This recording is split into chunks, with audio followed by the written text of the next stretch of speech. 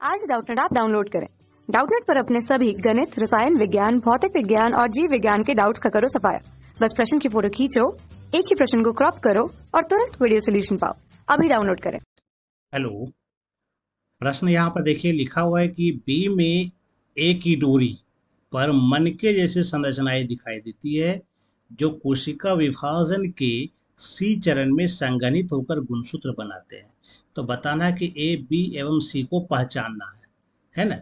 तो देखिए जब कोशिका विभाजन होती है तो कोशिका विभाजन में क्या होता है कि जो विश्रामावस्था होती है उस अवस्था में तो सारा चीज बन जाता है, लेकिन गुणसूत्र का जो व्यवहार होता है यह हमको देखने के लिए मिलता है प्रोफेज अवस्था में, है ना। कहाँ देखने के लिए मिलता है? प्रोफेज अवस्था में। तो अगर प्रोफेज अवस्था में अगर हम जाते हैं तो यहाँ पर क्या होता है प्रोफेज अवस्था में? प्रोफेज अवस्था में जो पहला अवस्था होता है, अगर अरसूत्री विभाजन का प्रोफेज फर्स्ट अगर हम लेते हैं तो वहाँ पर एक अवस्था आती है पहले लेप्टोटीन अवस्था, है ना।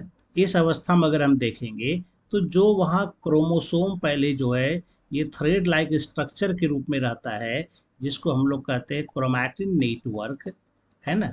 यानी कि यार गुणसूत्र का जो मटेरियल है वो क्रोमैटिन ही है ना। इसको कहते हैं हम लोग क्रोमैटिन नेटवर्क।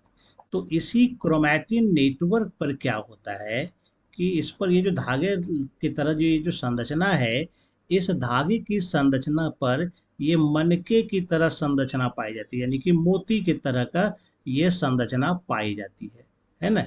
ये मनका के तरह का संरचना हो गया। तो इस ये जो संरचना अब बनती है ना, ये इस संरचना को ऐसे क्रोमैटिन का नाम हो जाता है क्रोमोमेयर। क्या नाम हो जाता है इसका? इसका नाम हो जाता है क्रोमोमेयर, है ना। यानी कि या क्रोमोनीमा इसको कह सकते हैं हम लोग। क्या कहेंगे इसको हम लोग? क्रोमोनीमा। ठीक है। तो ये जो पूछा गया था बी में ए की डोरी, तो ए की डोरी है यानी कि यही वाली डोरी की बात हो रही है। तो ए का मतलब यहाँ पर क्या हो रहा है? हमारा क्रोमोनीमा होता है। ठीक है। और उसी तरह से अगर हम बी को देखें तो बी में ए की डोरी बन रही है कि बी का मतलब तब क्या हो रहा है यहाँ पर? ये क्रोमैटिन हो रहा है ना।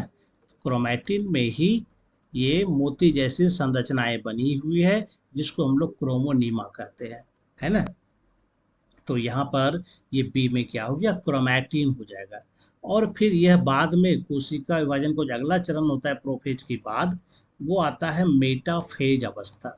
इस अवस्था में आते आते ये जो क्रोमैटिन है यह क्या होता है? संघनित हो करके छोटा और मोटा हो जाता है ना। क्या होता है? और स्पष्ट रूप से जो है ये गुणसूत्र के रूप में दिखना शुरू हो जाता है ना।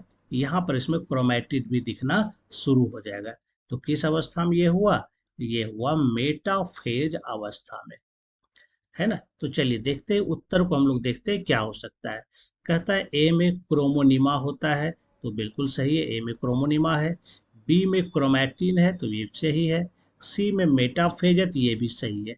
तो ये जो हम लोग पहला विकल्प देख रहे हैं, ये पहला विकल्प क्या है हमारा? बिल्कुल हमारा सही उत्तर जा रहा है ना। बाकी अन्य विकल्प भी हम लोग बार देख लेते हैं।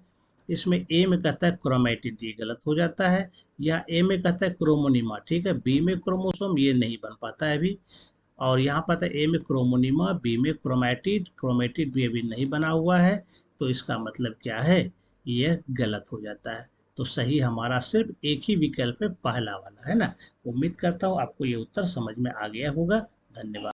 कक्षा 6 से 12वीं से लेकर नीट, IIT, JEE वो एडवांस के लेवल तक 1 करोड़ से ज्यादा छात्रों का भरोसा। आज ही डाउनलोड करें डाउटनेट ऐप या व्हाट्सएप करें अपने सारे डाउट्स 8400 400 400 पर।